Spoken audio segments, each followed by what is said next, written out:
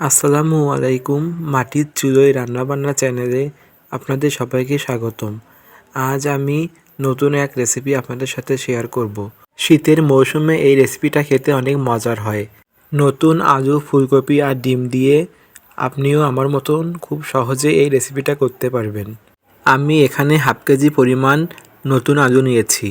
আপনারা যতটুকু পরিমাণ রান্না করবেন ততটুকু পরিমাণে আলু নিয়ে নেবেন। এখন আমি আলুগুলো ভালোভাবে পানিতে পরিষ্কার করে ধুয়ে তুলে নিব। আপনারা যদি আমার এই রেসিপিটা ফলো করে বাসায় একবার তৈরি করেন তাহলে ইনশাআল্লাহ আপনাদের অনেক ভালো লাগবে। এখন আমি কড়াইটি চুলায় বসিয়ে দেব। তারপর আমি কড়াইয়ে আলুগুলো দিয়ে দেব। এখন আমি আলুগুলো সিদ্ধ হওয়ার জন্য পরিমাণ মতো পানি দিয়ে ঢাকনা দিয়ে ঢেকে দেব। আলুগুলো আমি সিদ্ধ বসিয়ে দিয়ে ফুলকপিটা কেটে নিব। প্রথমে আমি ফুলকপির ডাঁটাগুলো ভেঙে ফেলে দিব, তাহলে খুব সহজেই ফুলকপিটা কাটা যাবে। এখন আমি ফুলকপিটা কেটে নিব। আমি একটু বড় বড় টুকরো করে ফুলকপি কেটে নিব। এই রান্নার জন্য ফুলকপিগুলো একটু বড় বড় সাইজ করে কেটে নিতে হয়, তাহলে খেতে একটু ভালো লাগে। এখন আমি ফুলকপিগুলো ধুয়ে নিব। আমি পানি দিয়ে পরিষ্কার করে ফুলকপিগুলো ভালোভাবে ধুয়ে নিব। শীতের সিজনে প্রায় কয়েকদিন পর পর আমরা এই রেসিপিটা বাসায় বানিয়ে খাই। অনেকভাবে তো ফুলকপি খেয়েছেন, কিন্তু এভাবে একবার এই ফুলকপি রেসিপিটা খেয়ে দেখুন, আসলেই অনেক ভালো লাগবে। এখন আমি কাঁচামরিচগুলো ধুয়ে নিব। তারপর আমি এখানে 3 টুকরো আদা নিয়েছি। আদা 3 টুকরো আমি পরিষ্কার করে ধুয়ে নিব। তারপর ধুয়ে নিব রসুনের কোয়া। আমি আদা, রসুন, পেঁয়াজ, মরিচ এগুলো বেটে নিব। তার জন্য আমি এগুলো পরিষ্কার করে ধুয়ে নিচ্ছি। এখন আমি ডিম ভাজার জন্য পেঁয়াজ কেটে নেব। পেঁয়াজগুলো আমি একদম পাতলা পাতলা চাকা করে কেটে নেব। তারপর আমি এর সাথে 4টা মরিচ কেটে নেব। এদিকে আমার আলুগুলো সিদ্ধ হয়েছে। এখন আমি ঢাকনাটি উঠিয়ে নেব। দেখুন আমার আলুগুলো কত সুন্দর সিদ্ধ হয়েছে। এখন আমি চুলা থেকে আলুগুলো নামিয়ে নেব। এখন আলুগুলো ঠান্ডা হওয়ার জন্য এর মধ্যে আমি ঠান্ডা পানি দিয়ে দেব, তাহলে খুব সহজেই আলুগুলো ঠান্ডা হয়ে যাবে।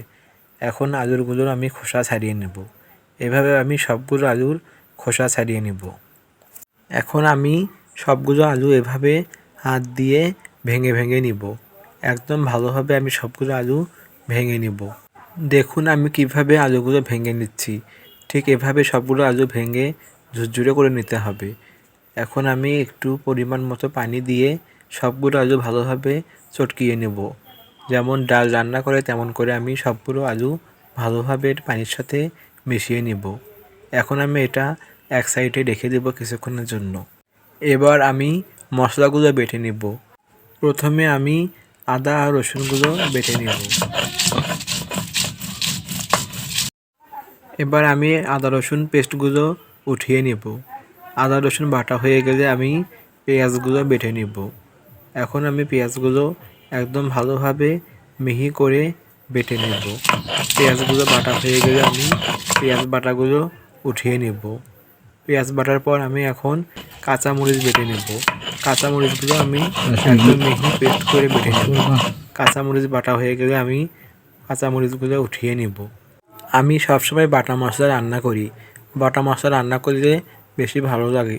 এখন আমি জিরা আর ধনিয়া একসাথে বেটে নেব। অল্প পরিমাণে পানি দিয়ে আমি জিরা আর ধনিয়াগুলো মিহি করে বেটে তুলে নেব। আমার সবগুলো মশলা বেটে নেওয়া হয়েছে। এখন আমি ডিম ভাজার জন্য একটা বাটিতে আগে থেকে কেটে রাখা পেঁয়াজ মরিচ আর পরিমাণ মতো লবণ দিয়ে পেঁয়াজ মরিচগুলো একদম ভালোভাবে মেখে নেব। তারপর আমি এখান থেকে পেঁয়াজ মরিচ দুভাগ করে নেব। যেহেতু আমি এখানে 2টা ডিম নিয়েছি, তার জন্য আমি পেঁয়াজ মরিচগুলো একটু ভাগ করে নিলাম। এখন আমি প্রথমে একটা ডিম ফেটিয়ে নেব। পেঁয়াজ মরিচের সাথে ডিমটা ভালোভাবে ফেটিয়ে নিয়ে কড়াইটি চুলায় বসিয়ে দেব। এখন পরিমাণ মতো সয়াবিন তেল দিয়ে ডিমটা আমি ভেজে নেব। ডিমটা আমি পাটিসাপটা পিঠার মতো করে উল্টে পাল্টে ভেজে নেব। তারপর আমি মাঝখান থেকে ডিমটা দুভাগ করে কেটে নেব।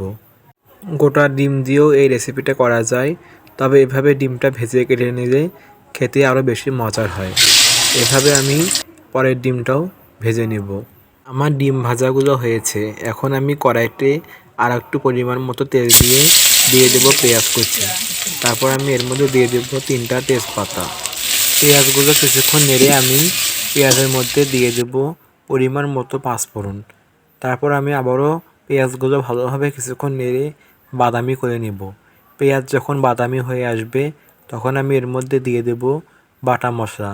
আমি যে মশলাগুলো বেটে নিয়েছিলাম সেই বাটা মশলাগুলো আমি এখন এর মধ্যে দিয়ে কিছুক্ষণ নেড়ে নেব। কিছুক্ষণ নেড়ে আমি এর মধ্যে দিয়ে দেব পরিমাণ মতো লবণ, দিয়ে দেব পরিমাণ মতো হলুদের গুঁড়া। তারপর আমি আবারও কিছুক্ষণ মশলাগুলো নেড়ে পরিমাণ মতো পানি দিয়ে দেব।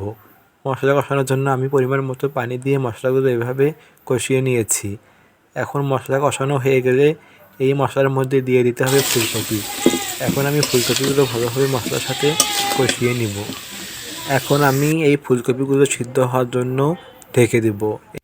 এভাবে 2 থেকে 3 বার ঢাকনা দিয়ে ঢেকে আমি ফুলকপিগুলো একদম ভালোভাবে কষিয়ে নিব। দেখুন আমি কিভাবে ফুলকপিগুলো কষিয়ে নিয়েছি, যাতে এখানে ফুলকপিগুলো সিদ্ধ হয়ে যায়। ফুলকপি যখন ভালোভাবে কষানো হয়ে যাবে তখন এর মধ্যে দিয়ে দিতে হবে আগে থেকে মেখে রাখা আলু। এখন আমি আরেকটু পরিমাণ মতো পানি দিয়ে ফুলকপির সাথে ডালগুলো ভালোভাবে কিছুক্ষণ নেড়ে ঢাকনা দিয়ে ঢেকে দেব। কিছুক্ষণ পর ঢাকনাটি আমি উঠিয়ে নেব।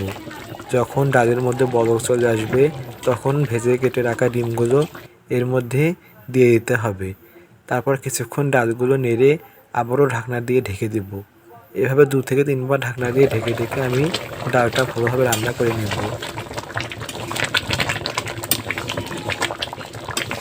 তরকারির স্বাদ বুঝে আমি লবণ দিয়ে দেব।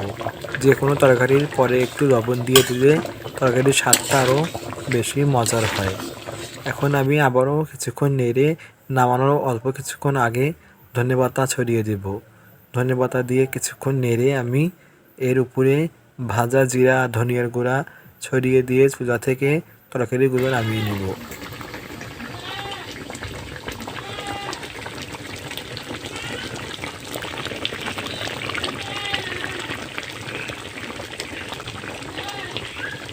আমার তরকারিগুলো রান্না হয়েছে, এখন আমি তরকারিটা চুলা থেকে নামিয়ে নেব।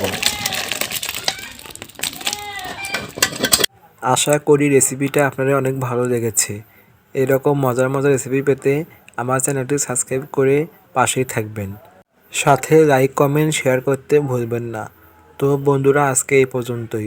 সবাই ভালো থাকবেন।